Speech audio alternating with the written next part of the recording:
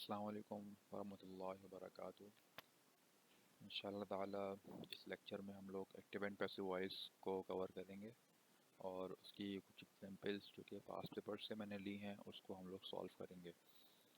Start करते हैं active and passive voice. सबसे पहले मैंने यहाँ पे एक टेबल आप लोग के लिए बनाया है। उसमें ये चीज़ें हैं कि कौन से टेंस के एक्टिव पैसिव बनते हैं और कौन से टेंस के जो एक्टिव पैसिव नहीं बनाए जाते। ये टेबल आप लोगों के बिल्कुल सामने है। प्रेजेंट इंडेफिनिट का एक्टिव पैसिव बनाया जाता है, पास्ट इंडेफिनिट का बनता है, फ्यूचर का बनता है इंडेफिनिट में। प्रेजेंट का कॉन्टिन्यूस में बनता है, पास्ट कॉन्टिन्यूस में बनता है और फ्यूचर कॉन्टिन्यूस का एक्टिव पैसिव नहीं बनता।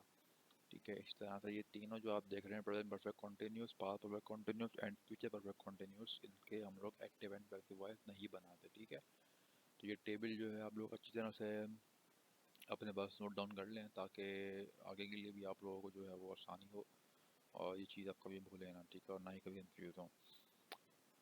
आगे चलते हैं। मैंने यहाँ 2 पॉइंट्स लिखे हैं, उसको पढ़ लेते हैं। We get confuse while identifying tenses.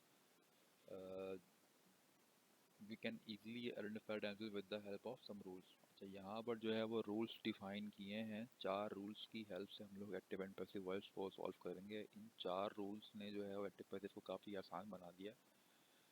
तो अच्छा, मैं जब सीखा था अपने टाइम पे, तो मैं एक ऐसी जो डिस्कशन कर रहा हूँ आपके साथ, जब मैंने सीखा था अपने टाइम पे, तो उसमें जो है वो हमें याद करना पड़ता था क्या किस में क्या चेंज हो रहा है, किस में क्या चेंज, कब कौन सा टेंस चेंज होगा और कब कौन सा हेल्पिंग वर्ब लगेगा। ठीक है ना, दिस एंड दैट। तो काफ़ी कन्फ्यूजन जो है वो क्रिएट हो जाती थी एक्टिव एंड पैसिव वॉइस में। तो ये मेथड जो है वो काफ़ी इजी है। आपको बस ये 4 रूल्स जो हैं वो अपने दिमाग में बिठाने हैं। ये 4 रूल्स कौन कौन से हैं? सबसे पहले तो ऑब्जेक्ट जो है वो सब्जेक्ट में चेंज होगा, देन चेंजेस होगी। ठीक है, चेंजेस क्या होंगी वो मैंने यहाँ बताई भी है नीचे। फिलहाल अभी यहाँ पर चेंजेस आप लोग देखेंगे, स्टेप बाय स्टेप याद करें। पहले स्टेप में ऑब्जेक्ट सब्जेक्ट में चेंज होगा, देन चेंजेस हम अप्लाई करेंगे अपने टेंस पे, देन वर्ब की थर्ड फॉर्म प्लस बाय लगाएंगे। ये प्लस है, ठीक है, यहाँ प्लस आएगा। वर्ब की थर्ड फॉर्म प्लस बाय लगाएंगे और फिर क्या होगा, सब्जेक्ट और ऑब्जेक्ट होगा। ठीक है,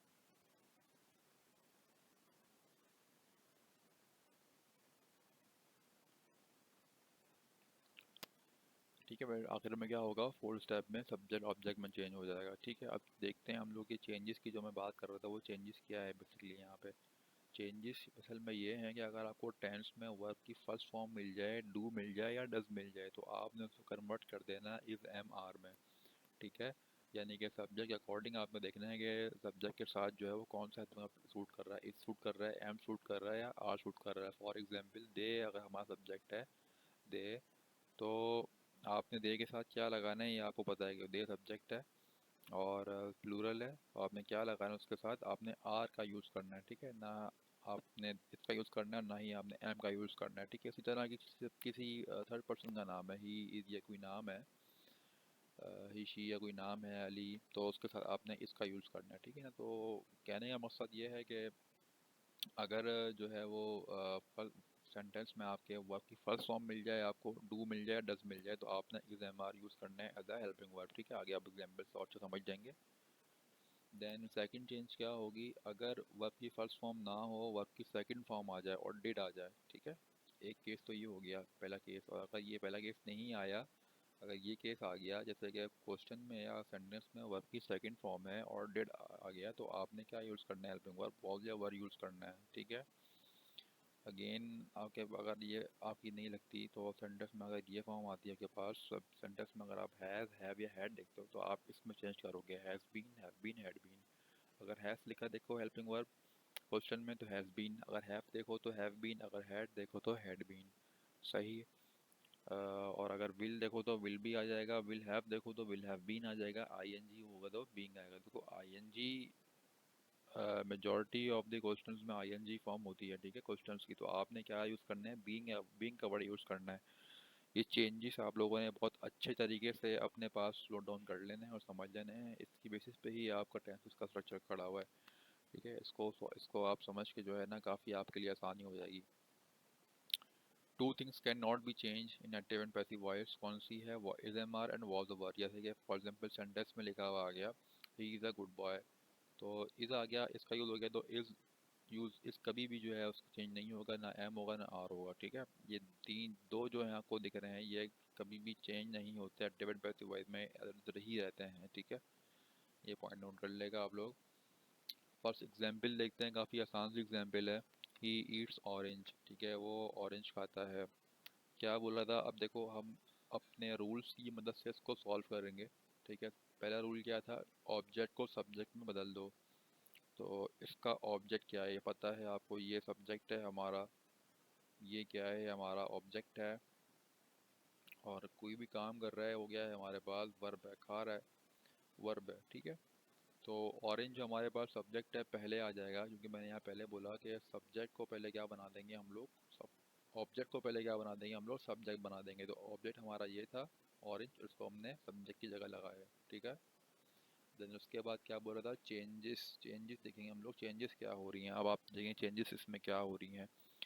चेंजेस कैसे पता लगेंगी? आपने टेंस को पहचानना है, टेंस में क्या यूज़ हो रहा है। वर्ब की फर्स्ट फॉर्म यूज़ हो रही है, डू डज यूज़ हो रहा है, वर्ब की सेकंड फॉर्म डिड लग रहा है, या हैव हैड लग रहा है, या विल हैव लग रहा है, ठीक है। हमने ये देखना है। तो आप देख सकते हैं कि यहाँ पे वर्ब की फर्स्ट फॉर्म यूज़ हो रही है, ही ईट्स ऑरेंज। यहाँ आपको किसी भी किस्म का हेल्प दिख रहा है और ना ही डिड डू दिख रहा है, ठीक है। तो ये जो है वो वर्ब की फर्स्ट फॉर्म है, ठीक है। टेंसेस है, टेंस टेंस पहला यूज़ हुआ है, वर्ब की फर्स्ट फॉर्म, ठीक है। तो ही ईट्स ऑरेंज, तो फर्स्ट फॉर्म के लिए जब भी वर्ब की फर्स्ट फॉर्म होती है तो हम लोग क्या यूज़ करते हैं? या तो इज यूज़ करते हैं, या तो एम यूज़ करते हैं, या तो आर यूज़ करते हैं। अब आपने देखना है कि ही के साथ, सॉरी ऑरेंज के साथ सब्जेक्ट हमारा ये है ना, सब्जेक्ट हमारा ये नहीं है अब, क्योंकि हम इसको पैसिव में चेंज कर रहे हैं। सब्जेक्ट हमारा अब ऑरेंज है, तो ऑरेंज के साथ हम लोग इस लगाएंगे, एम लगाएंगे, आर लगाएंगे। देखें यहाँ पर ऑरेंज है, सिंगुलर सिंगुलर है और प्लूरल नहीं है। अगर यहाँ पे एस होता तो फिर होता ऑरेंजेस, से हम लोग आर लगाते हैं, लेकिन यहाँ पर सिंगल ऑरेंज है तो ऑरेंज का हम लोग इसका यूज़ करेंगे। Orange is eaten by him, इस लगाया हमने, यानी कि चेंजेस हमने अप्लाई कर दी, चेंजेस अप्लाई कर दी हमने। अब थर्ड पे क्या है चेंज, रूल क्या है थर्ड पे? वर्ब की थर्ड फॉर्म लगाओ। इसमें वर्ब क्या है? वर्ब हमारे पास है ईट, की थर्ड फॉर्म ईटन। देन हमने कहा था कि वर्ब की थर्ड फॉर्म लगाने के बाद हम लोग बाय भी लगाएंगे, तो हमने यहाँ पे बाय भी लगा दिया, ठीक है, बाय भी लगा दिया हमने यहाँ पे। देन जो आपका जो सब्जेक्ट होगा वो क्या बन जाएगा एंड में? ऑब्जेक्ट बन जाएगा। जैसे कि यहाँ पे देखो रूल में डिफाइन किया हुआ है ना कि आखिर में जो सब्जेक्ट जो है हमारा ऑब्जेक्ट बन जाएगा। सब्जेक्ट हमारा ऑब्जेक्ट बन तो जाएगा, लेकिन हमने उसको प्रोनाउन फॉर्म में लिखना है, ठीक है। ही का प्रोनाउन क्या होता है? हमने लिस्ट बनाई है प्रोनाउंस की। ही का प्रोनाउन हिम होता है, शी को हर में कन्वर्ट करते हैं, इट भी रहता है, दे देम में होता है, वी अस में होता है, वी अस में होता है, आई मी में होता है, यू में होता है, ठीक है। यानी कि यू कन्वर्ट नहीं होता, यू और इट कन्वर्ट नहीं होते, बाकी सारे जो है वो सब्जेक्ट्स कन्वर्ट हो जाते हैं, प्रोनाउंस में होते हैं। तो ही कन्वर्ट हो गया किसमें? हिम में कन्वर्ट हो गया, ठीक है। तो ये एग्जाम्पल थी। देन सेकेंड एग्जाम्पल देखते हैं, शी विल ड्रिंक कॉफ़ी, वो कॉफ़ी पीती है।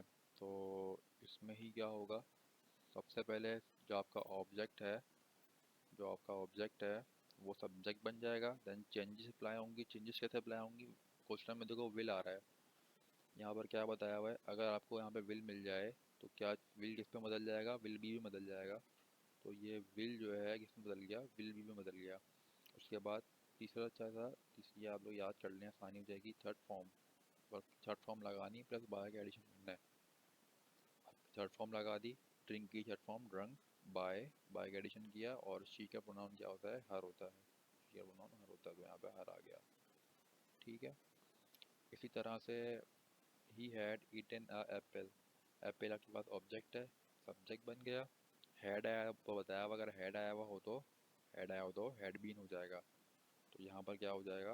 Apple had been eaten by him, ठीक है।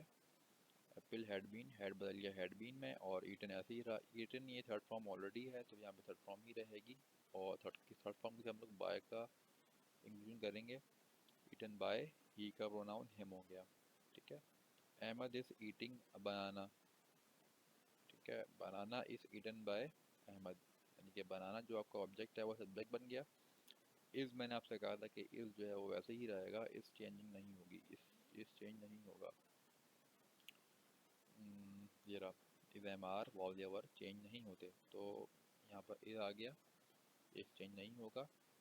ईटिंग, तो यहाँ देख लें आप आईएनजी फॉर्म लग रही है यहाँ पे, जो मैंने बताया था आपको, ईटिंग आईएनजी फॉर्म लग रही है, अर्निंग वर्ड की फो फॉर्म लग रही है। तो आईएनजी के लिए ये मैंने कहा था कि जब भी के बाद आईएनजी फॉर्म आ जाए तो आपने किसका यूज़ करना है, बीइंग का यूज़ करना है। किससे पहले, वर्ब से पहले, ठीक है। तो ईटिंग है, तो ईटिंग से पहले क्या आ जाएगा, बीइंग है। बनाना इज बीइंग ईट की third form eaten by Ahmad, ठीक है। ये जो 4 सेंटेंस है बेसिक बेसिक से वो सॉल्व हो गए आपके, ठीक है। अगले लेक्चर में इंशाल्लाह हम लोग इम्पेरेटिव सेंटेंस देखेंगे, किस तरह से एक्टिव एंड पैसिव वॉइस में इम्पेरेटिव सेंटेंस हम लोग बनाते हैं, ठीक है, जिनको हम लोग हुक्मिया जुमले बोलते हैं, ठीक है। ये रूल्स वगैरह आप लोगों को याद होने चाहिए अच्छे तरीके से।